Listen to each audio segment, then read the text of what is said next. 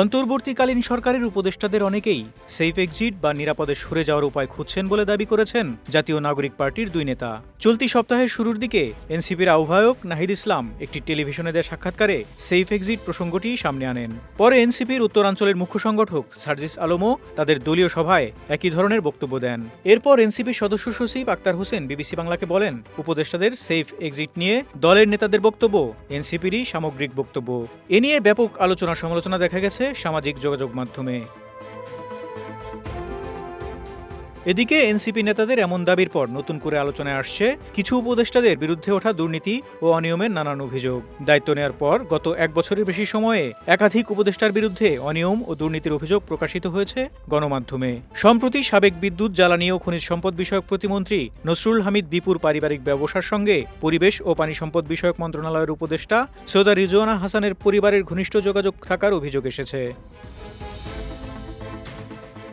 প্রবাসী সাংবাদিক জুলকারনাইন সায়ের ফেসবুক পোস্টে জানান, হামিদ সোয়েটার লিমিটেড নামে একটি কোম্পানি একসময় বিপু এবং তার পরিবারের মালিকানাধীন ছিল, অথচ বর্তমানে এটি উপদেষ্টা রিজওয়ানা হাসানের স্বামী আবু বক্কর সিদ্দিক এবং তাদের পুত্র আহমেদ জারির সিদ্দিকের নামে নিবন্ধিত। তিনি জানান, নসরুল হামিদ বিপু 2012 সাল পর্যন্ত, তার ভাই এন্তেখাবুল হামিদ ও বিপুর ছেলে জারিফ হামিদ 2021 সাল পর্যন্ত এই প্রতিষ্ঠানে মালিকানায় ছিলেন এবং তাদের সকল শেয়ার জনাব আবু বকর সিদ্দিকী ও জনাব আহমেদ জারির সিদ্দিকের নামে ট্রান্সফার করে দেন। তবে হামিদ গ্রুপের অভ্যন্তরীণ সূত্রগুলো বলছে, এই মালিকানা হস্তান্তর ছিল মূলত কাগজে কলমে। তাদের দাবি, কোম্পানির কার্যক্রমে এখনও বিপুর পরিবারেরই নিয়ন্ত্রণ রয়েছে। তারা এজন্য বিজিএমইএ ও অন্যান্য ব্যবসায়িক ডিরেক্টরিতে এন্তেখাবুল হামিদকে ব্যবস্থাপনা পরিচালক হিসেবে তালিকাভুক্ত থাকার কথা উল্লেখ করেছে। এদিকে তরুণ উপদেষ্টা আসিফ মাহমুদ সজীব ভুঁইয়ার বিরুদ্ধে বেশ কিছু অনিয়ম ও প্রভাব খাটানোর অভিযোগ গণমাধ্যমে এসেছে। আইপিএসের দুর্নীতিকাণ্ডে বেশ অস্বস্তিতে পড়েন তিনি। উপদেষ্টা হিসেবে দায়িত্ব নেওয়ার পর বন্ধু মোয়াজ্জেম হোসেনকে বিশ্বস্ত হিসেবে সহকারী একান্ত সচিব পদে নিয়োগ দিয়েছিলেন আসিফ মাহমুদ। অথচ সেই মোয়াজ্জেম প্রভাব খাটিয়ে তসবির টেন্ডার সংক্রান্ত নানা অনিয়মের মাধ্যমে বিপুল পরিমাণে অর্থসম্পদ গড়ে তোলেন, যার পরিমাণ শত কোটি টাকারও বেশি। বিষয়টি জানাজানি হলে দ্রুতই তাকে অব্যাহতি দেওয়া হয়।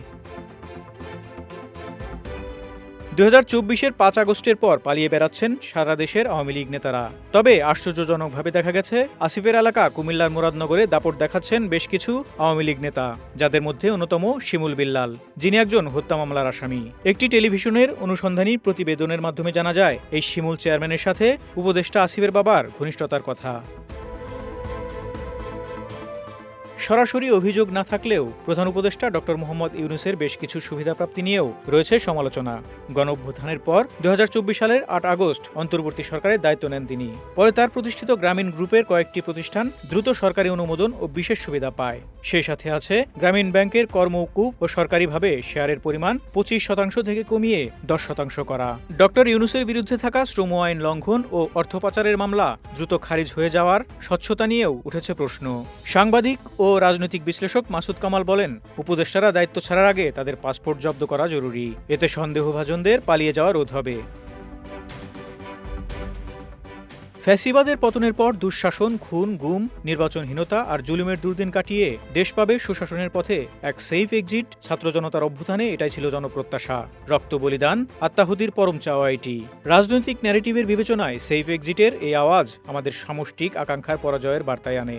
বিষয়টা এখন পরিষ্কার যে, ছাত্র জনতার ডাকে গড়া অন্তর্বর্তী সরকার অভ্যুত্থানের আকাঙ্ক্ষার ভরকেন্দ্র থেকে দূরত্বে অবস্থান করছে। ফারুক শিমুল, ঢাকা এক্সপ্রেস।